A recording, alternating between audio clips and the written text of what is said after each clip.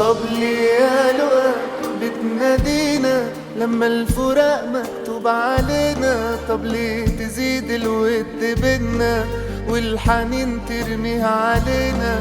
حتى الصدف كترت ما بينا والعشم زاد سنة سنة. طب ليه بتبني الذكريات لما الفراق هيهد بينا؟